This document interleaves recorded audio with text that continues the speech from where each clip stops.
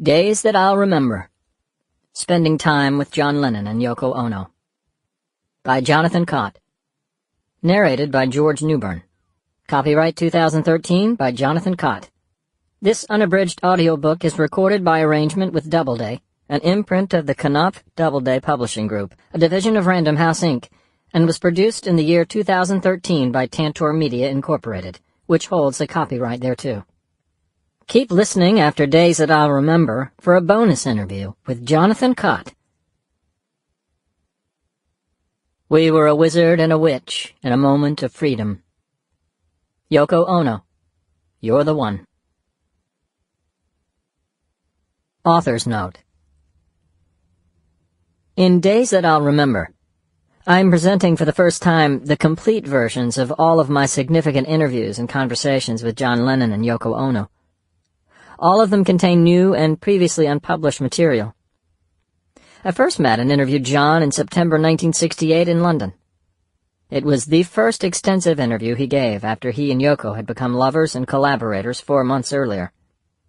A shorter version of this conversation appeared in Rolling Stone magazine's first anniversary issue, dated November 23, 1968. John once told me, "Yoko is the most famous unknown artist. Everyone knows her name, but nobody knows what she does." And in 1970, with his encouragement and participation, I wrote one of the first extensive profiles of Yoko, a shortened version of which appeared in the March 18, 1971 issue of Rolling Stone. The complete version of that profile appears here for the first time. When John and Yoko moved permanently to New York City in the early 1970s, I would run into them at odd times and places, and the three of us would occasionally meet up for dinner.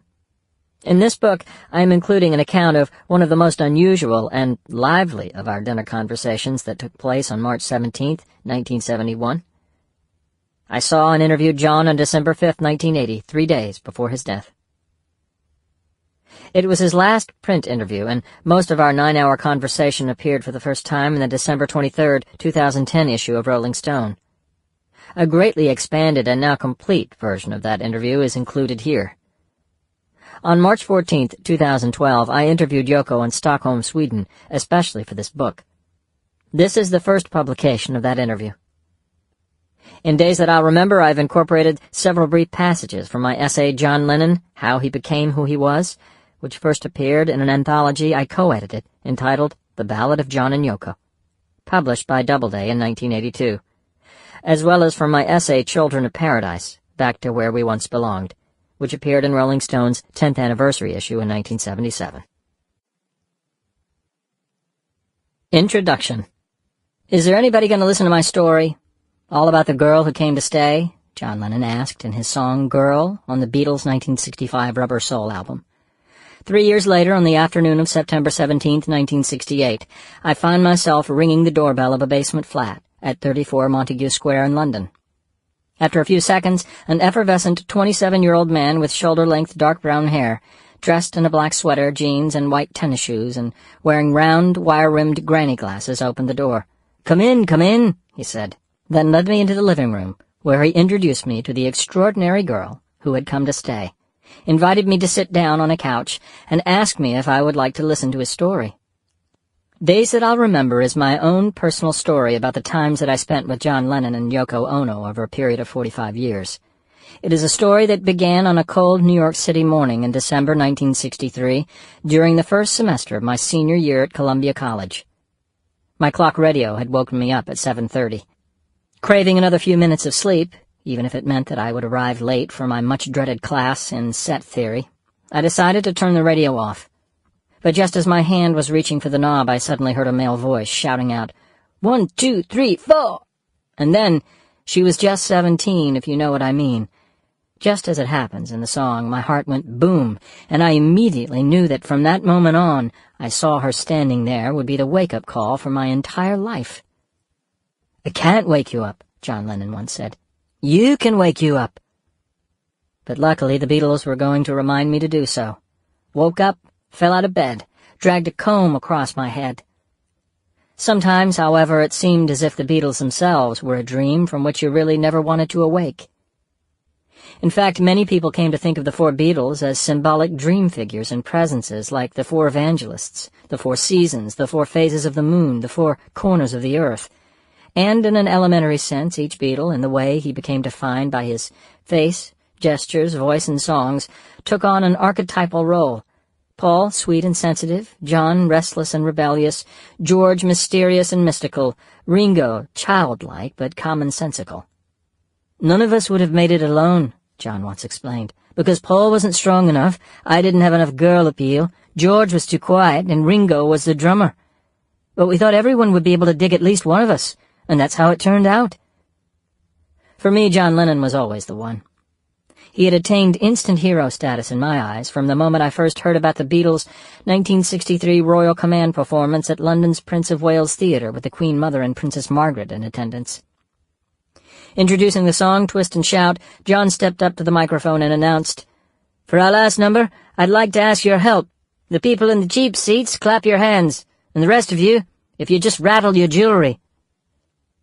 A century and a half earlier, in 1812, another one of my heroes, Ludwig von Beethoven, was walking down the street of a Bavarian resort town with the distinguished German writer Johann Wolfgang von Goethe, when they happened to cross paths with Empress Maria Ludwika and a retinue of nobles. Goethe stepped aside, doffed his hat, and kowtowed deeply. Beethoven, who rolled over for no one, strode right through their midst and admonished the obsequious writer, reminding him that nobles were a dime a dozen, but there are only two of us. As the Beatles, in a similar vein, once observed, "Her Majesty's a pretty nice girl, but she doesn't have a lot to say." Ironically, as I would later discover, Yoko Ono herself could claim a lineage purporting to go back to a 9th-century Japanese emperor. And in this book I discuss what is probably, for most people, her unfamiliar family history. As John developed as a person and an artist throughout the 12 years that I knew him, he continually revealed ever-increasing facets of himself, both to me and to his millions of admirers, even inviting us to accompany him on his journey down to Strawberry Fields to observe him unpeeling the layers of his identity as well as delving into and exploring his own mind, which was, in fact, Strawberry Fields itself. Alluding to the well-known image of the giraffe going by a window, John once said, "People were always just seeing little bits of it, and I try and see the whole, not just in my life, but the whole universe, the whole game." He was both Nowhere Man and Eggman. He contained multitudes, and of these, one and all, he wove the song of himself. It was an all-embracing song that included anthems, Give Peace a Chance, and dream collages, Revolution 9, meditations, Strawberry Fields Forever, and calls to action, Power to the People, comic portraits, Polythene Pam, and cosmic statements across the universe. And it was a song that expressed an astonishing range of contrasting states of feelings and emotions: weariness, I'm so tired, and wakefulness, instant karma, need, help, and independence, good morning, depression, you've got to hide your love away, and elation, whatever gets you through the night, and pleasure, I feel fine, and pain, your blues. Never afraid to expose and explore his own vulnerabilities, John audaciously confronted the reality of his own irrepressible jealousy. As he once amusingly said, "I get jealous of the mirror," and dealt with his self-feeding demon in Beatles songs like No Reply, You Can't Do That, and Run for Your Life, lifting its line, I'd rather see you dead, little girl, than to be with another man, from Elvis Presley's Baby Let's Play House. But it was in one of those most remarkable songs, Jealous Guy, that he entered daringly into jealousy's realm, describing with astonishing exactitude the manner by which it manifests itself in our bodies, heart beating fast, shivering inside, swallowing one's pain, and in so doing allowed it to be experienced as something rich and strange. Most remarkably, and unlike almost any other male rock songwriter I can think of, John sang about his mother. As he once remarked, I used to feel I wouldn't be singing She Loves You at 30, but I didn't know I would be singing about me mother. And he did so in two extraordinary songs. In Julia, he says goodbye to her, picturing her as a morning moon, and tells her that he has been swept away by an ocean child with seashell eyes and hair of floating sky that shimmers in the sun.